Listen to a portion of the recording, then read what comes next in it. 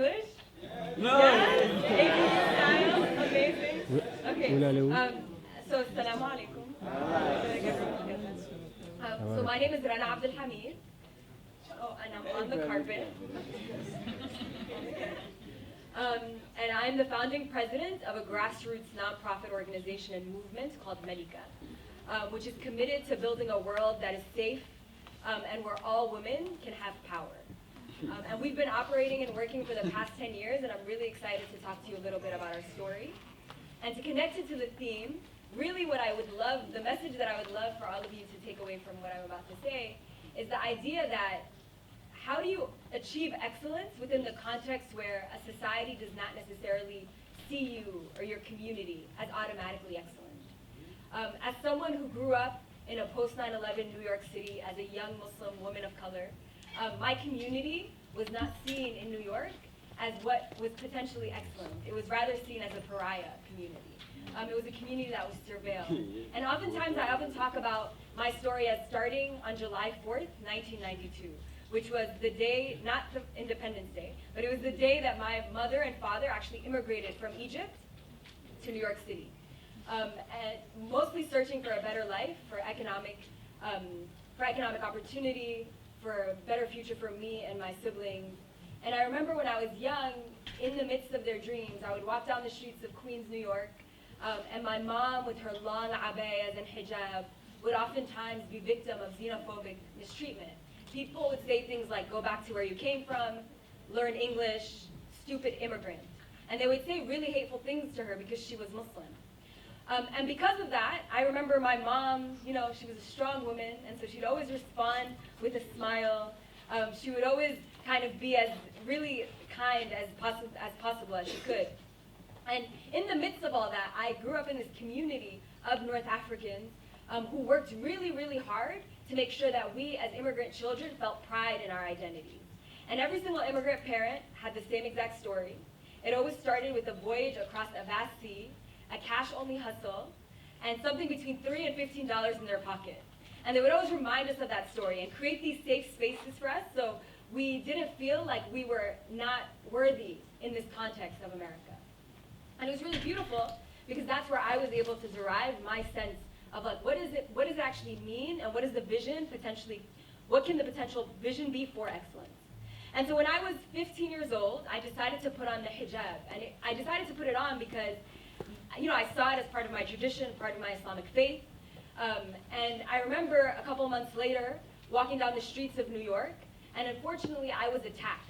At 15 years old, I was assaulted by a man who tried to take off my hijab. And I remember turning around to a tall, broad-shouldered man with pure hatred in his eyes, being able to fight him off of me, but getting away, and then feeling really emotionally traumatized from that experience. Feeling like I couldn't walk down the streets of my own city, the only place I knew, and feel safe. And that for me was really hurtful. And upon doing research, I went online and started to learn more, tried to understand if this only happened to me, and I learned that actually hate-based violence against Muslims in the US increased by 1,600% after 9/11. And so there was an increasing rate of violence that was facing my community as we're in public spaces. And increasingly it was more difficult for us to build mosques. It was more difficult for us to travel and fly, to bring our families to be with us in our communities. And on top of that, during that time, the New York Police Department actually had started surveilling my community. So they would send in agents to weddings to spy on us, into our mosques to spy on us. So from the perception of the government, we were not a community that was wanted in that space. But still, I felt lucky because I had these like female role models that I could really connect to. And so I started to think about, what can I do? I saw like all the women in my neighborhood doing really incredible work, even though they had so little to create spaces. They would organize English language classes for themselves. They would host belly dance parties. They would learn how to memorize Quran together and collect gold tokens so that they could build mosques in our community. And I started thinking about, what can I offer as a young woman? And I realized I had one skill, which was that I had been doing karate since I was 7 years old. And so I had a black belt at the time in shotokan karate. And so, And so I started to teach, I got girls in my neighborhood literally in my block, my friends who could trust me, and I started to teach self-defense. So I would teach, some strikes and some punches, and then we actually talk. We talk about what does it mean to be a young woman in the context of New York. And through that process, it was actually my own healing, right? It was my own mental health development. And I actually formed this sisterhood where I could feel safe in my city. And it was really powerful. And at the end of that program, I remember one day, one of the young women who was in my classes, she called me, and she was frantic, she was crying, and she was like, I just got off of a bus, and the bus driver said something really insulting to me because I was Muslim, she was a black Muslim woman. And she was like, I knew how to respond. And I knew how to respond because of this program. And she's like, we can't stop here. And so because of her, we started to think about how can we expand our movement. And we started to develop a train-the-trainer model and really think about what would it take if we had a magic wand? What would a vision for excellence, what would a vision for a space where all of our women can thrive look like? What would the skills be that they need? And we thought of 4 things. We thought of 1, self-defense, because that's what it started with. The second thing we thought of was economic justice and financial literacy, the importance of women having full agency over their economic lives. The third was actually focused on mental health and healing, so thinking about the trauma that we experience and the violence that we might potentially experience. And the fourth was organizing. So really thinking about how do you create grassroots sustained change. And since then, since 10 years ago, we've actually been able to expand our programs to over 19 cities around the world and reaching over 8,000 women who've been trained in our core curriculum, who are constantly thinking about how can they really truly build spaces where women can thrive and strive to be their best. And I've actually been talking to Kat, thinking about how can we actually bring a Malika chapter here to Niger. So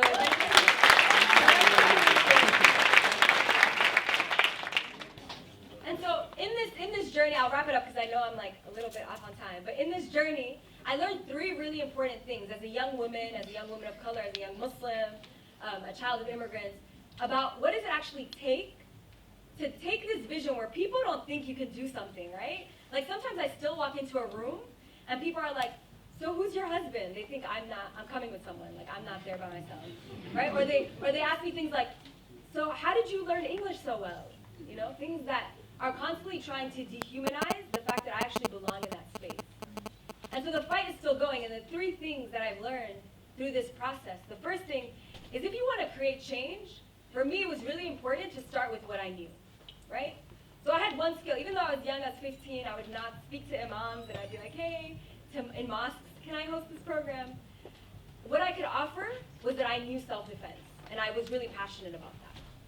And with that skill, I was then able to expand my skill base. So if there's something you're really good at, something you're really passionate about, just start with that.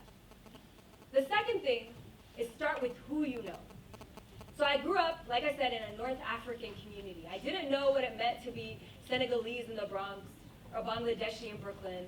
I don't know what it's like to live in Niger, right? But I only knew actually what is the lived experience of women in my neighborhood. But I knew women who were leaders in their communities who could really take our model and refine it in a way that fit to their community.